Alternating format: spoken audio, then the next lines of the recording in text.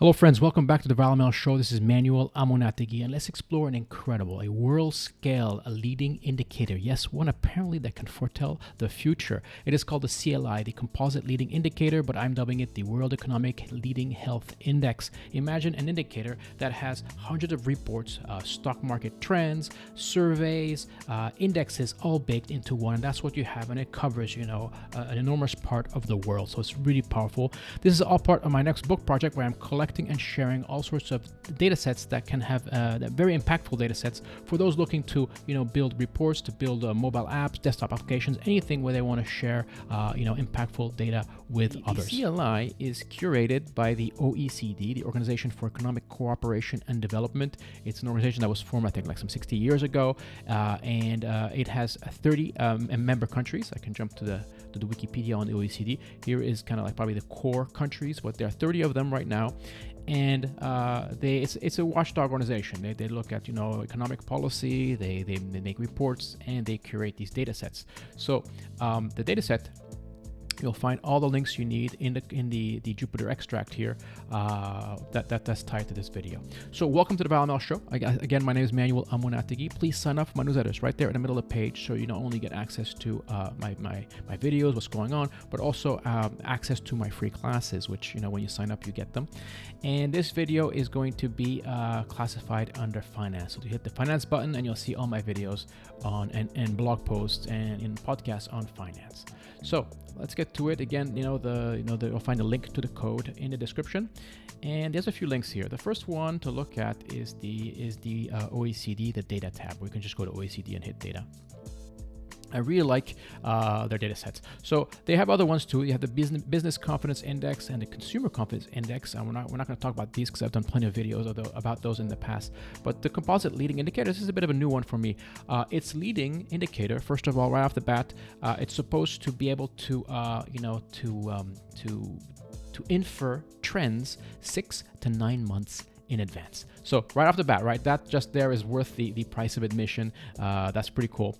As you can see here, we have all sorts of, this is all of them, all of the ones they are tracking since like 2004, and you'll have them in different groups. You'll have OECD, OECD Europe, G7. You'll have, I'm highlighting Russia, China, OECD total. So there are different ones. What is the CLI? So the CLI is it's a collection of all sorts of reports. It has, the business confidence surveys in there. It has orders, inventory. It even has some prices of important index for each one of these countries, all put together. And so they say like the 30, members of the OECD, each country probably has 5 to 7 of these indicators baked in. So you have 5 to 7 for each one of these countries times 30, and we added a few more countries. So it really becomes a very representative view of the economy, and that's why they say it's kind of a leading indicator, because when you start looking at things like orders and inventory, you're kind of looking into the future, right? If you're sitting on a lot of inventory, that means nobody's buying it, right? If you're sitting on a lot of orders and no inventory, that means everybody's buying stuff. So it kind of protrudes out in the future how the economy is doing. Unfortunately, they don't have like an all, which would have been pretty cool. But so we're going to reproduce kind of an all by taking the OECD, the main ones from the OECD, and adding Russia and China. And I recommend that you guys play around, look at different areas, make your own groupings. That's what's a lot of fun. That's what's very powerful with this. So what do these represent? Well, there are a lot of these kind of confidence indicators. They hover around a point. In this case, the CLI hovers around the 100 point. When it goes up, it means the economy is doing well, it's growing. When it goes down, it's contracting, it's not doing too well. So falling down or going below the 100 line. And you can barely see it here. There's too many. Actually, let me clean this up. How do you play? It's super easy to play around with the countries. Here we're going to go none. And I'll leave China and Russia because we're going to need them in a second. So I'm going to remove the selected background, which is kind of crowding the chart. But here it is, right? So I'm assuming, you click on it, it goes away. Okay. Let's see if I can do that again with, let's remove China here.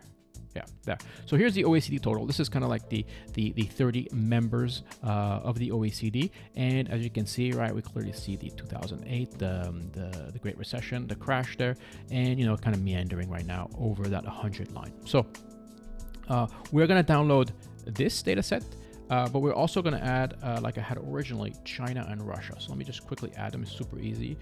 You find it, just click on it. And under Russia, look for R's, here it is. And here it is, it says currently highlighted, and we don't want any of the backgrounds. Get as much data as you can, right? Go all the way in. Unfortunately, right, it looks like some of them, Russia only starts in like the 1990s. That's fine, but that'll be sufficient for our needs. Get as much as you can, and then you hit the download button and hit full indicator data, and that's going to download that onto your local machine. That's what you want to do. For comparison, we're also going to play around with the S&P 500. So go finance.yahoo.com, and let me just go there too, so we're all on the same page. And once you're there, add the S&P 500 symbol, which is caret GSPC. Hit enter, and confirm it. Why we have the S&P 500 is the index, and you want to go to historical data, time period, go max, apply, and download it. Same deal. It's going to download it to the same folder. Make sure you're running Jupyter Notebook from the same folder. Okay, so let me go back to the code, and we're also going to be playing with Google Trends, but I'll talk about that in a second. Okay. Let's load some basic libraries. You've seen me do this for a long time, so it should be nothing new here. Now we're going to build our world representation of the CLI. Like I said, the CLI, the OECD, the base CLI is the core member countries, and I wanted to add a few more countries like China and Russia to have a better view of big producers. But there are other ones out there, right? There's I think India's not in it. I think Brazil's not in it.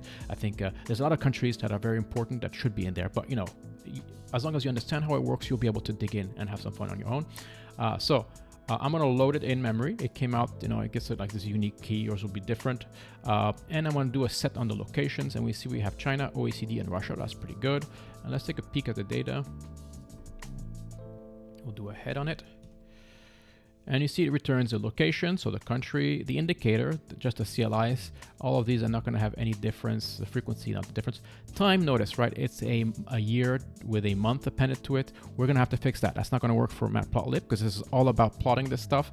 We're going to have to add a date to after the month, and we're not going to add the first, right? We're going to add the end. So we're going to have to do a little, we have to get some help from a library called Calendar to get us the correct end of the month, right? Remember, it could be between the 27 days in the month all the way to 31 days in a month, and we don't know them manually. So a library will do that for us very easily, and the value we want, right? The flag codes, we don't care. Okay, so this is looking good. And here's what I was talking about. So we import the calendar tool, and we're simply going to loop through all the time, which are this year dash month. We're going to pull the year and the month by doing splits on the dash. As you can see, there are dashes. It's fairly straightforward. And then we call this calendar month range, and you simply give that one the year and the month, and it's going to give you the range, right? So it starts with 1, so that's pretty useless. But the second piece of information is the last day of the month. So that's why we're going to grab it out. We're just going to say, give me the last one, and we're going to append that. So we have the time, which is the year dash month. We're going to add another dash and the date. And now we're going to have this list with all the corrected dates. And we're going to add them back to our CLI data frame as a new feature called date. We're going to cast that one to a date. That's the whole point here, is because Matplotlib, if it's cast as a date, Matplotlib will know how to plot it really nicely. If it's like a lot of data, it'll just put the years. If there is not that much data, it'll put the years and the month. It'll figure it out on its own. We only want these three fields. We're going to get rid of everything else, and we're going to do the min-max. I want to see what's the min-max of this data set. And we see we go all the way back to 1961. So that's pretty cool. Unfortunately, right, we know that I think Russia only starts in the mid-90s, so we're going to have to clean that up. So we're going to loop through each, hopefully you can see this, we're going to loop through each location and print the country, and then print which is the minimum date for that country. So when you run this, we see that China starts in 1990, the OECD starts in 1961, Russia starts in 1992. So I'm going to cut this paste. I'm going to copy this, and cut everything else to this, right? This is the lowest. We're going to bring the longer ones back to the shortest range, and so they all start at the same time, and run this. And then we're also going to remove the location. So I'm kind of aggregating it to my own, new indicator by taking both the OECD, Russia, and China, and bringing it all together. I understand that we're going to lose a lot of things because they're different countries, they operate differently, but that's just to get you in the habit of playing around with things and, playing around with, different ways of looking at the data. You could do a world that aggregates them all, or you could do, different regions, different types, just for Asia, just for the American continent, whatever you want, right? And let's see what we have. And there we have, right? We start in 1992, 09, 30, and we have this value, etc.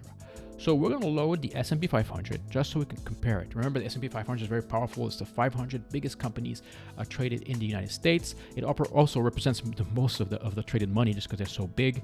And 30% of the revenues of the S&P 500 comes from outside the United States. So it's also kind of a proxy, a world indicator in of itself. So we're going to load that in memory. I'm going to call basically the exact same name that we got from Yahoo Finance and do a tail on it. It gives you this. You see you have a date, open, high, low, close, adjusted close, and volume. The close and adjusted close, right? The close is the print at the end of the day. Adjusted close is if there was any updates to it, so it will be adjusted. And we're going to use the adjusted. It's probably more precise. Same thing here. We're going to just reduce the data sets. We only want date and adjusted close. We're going to cast the date to a real date time object. We're going to sort it by a date time. That's very important. You always want to sort things in ascending order. Start with the older data and end with the newer data.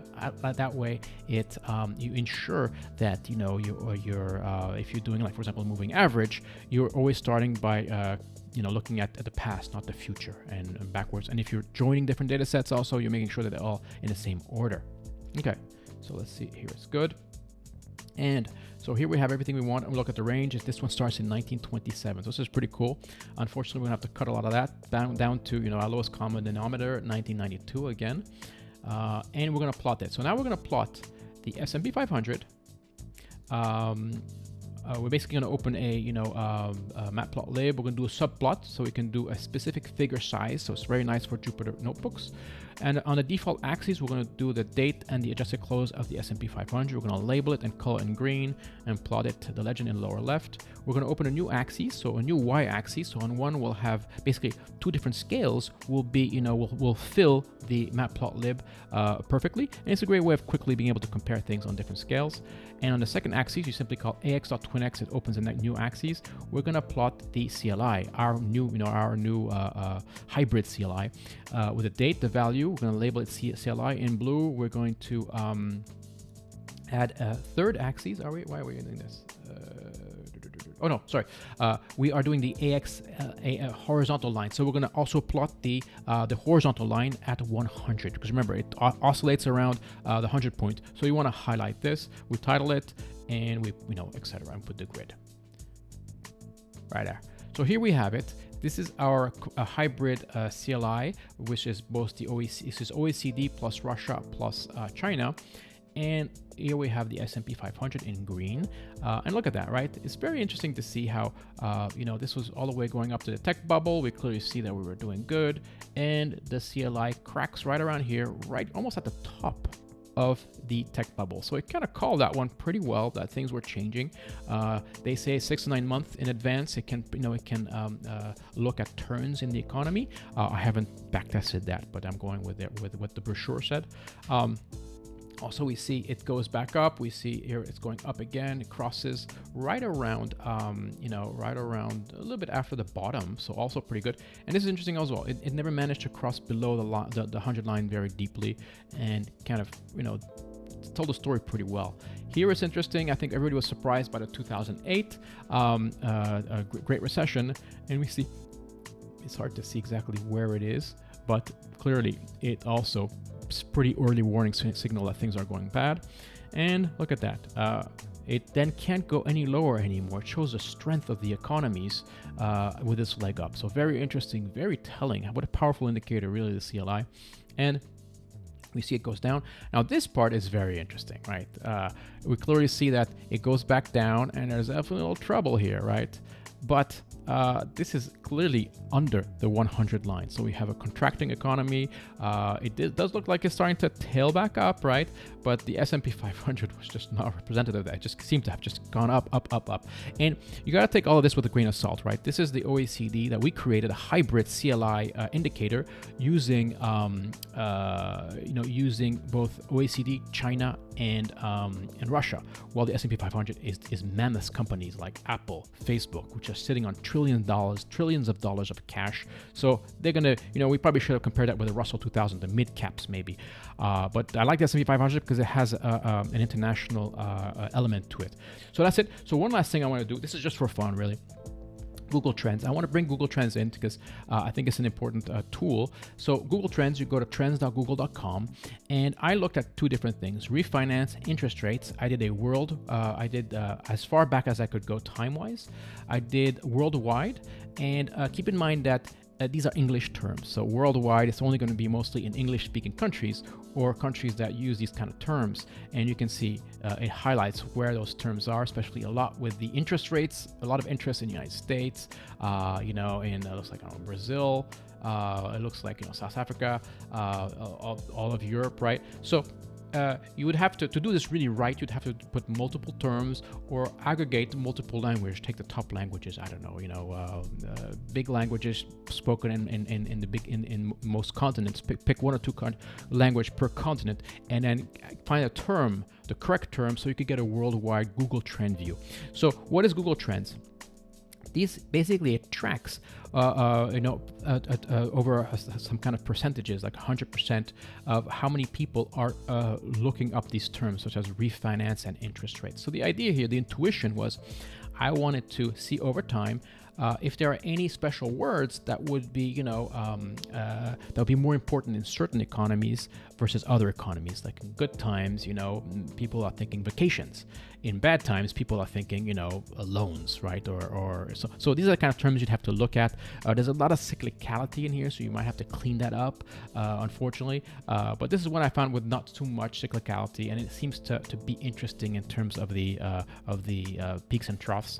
That's what I wanted to do. So once I found two of them, simply hit the download button, and it downloads it automatically to your machine. And to bring them in is super easy. Figure out what the name it is, what name it gave it. I like to rename mine with the search terms, otherwise I have no idea what they were. And you just skip first row. When it comes down, it has some extra information. Go skip the first row, and when you load it in, it will look like this, just the head, right? So you have the month, date, the year and the month, and the search, how many times it was searched. And it's not the times of search, it's just kind of this comparative over 100% of the time. And so it's usually going to be under 100, between 0 and 100. And we'll have the same problem with the date time. Again, we can't use this in Matplotlib. We have to add the date. So I'll add the end of the month again, the same code we used before. We loop through the months, we add it, and then we end up with a better formed date using the last day of the month. And how many times the word, the refinance and interest were searched for.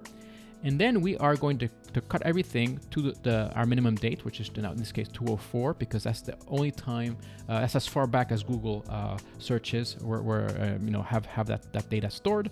And we're going to now add a whole bunch of axes. The first axes, we are going to add the refinance from Google Trends. The second axis, we're going to add interest rates from Google Trends. And the third axis, we're going to add our worldwide CLI. And let's see what it looks like. Make this a little smaller. Here, look at that, right? It's very interesting to see. So in blue, we have refinance, and in green, we have interest rates. Clearly, the 2008 crash, a peak in people looking at interest rates and refinance. That's very interesting.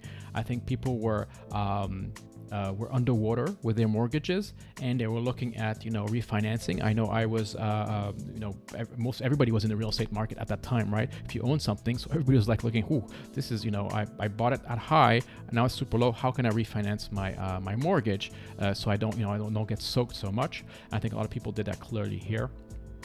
And it's interesting here, as the economy kind of goes down, the CLI goes down under the 100 line a little bit. We see refinance, a lot of interest in refinance.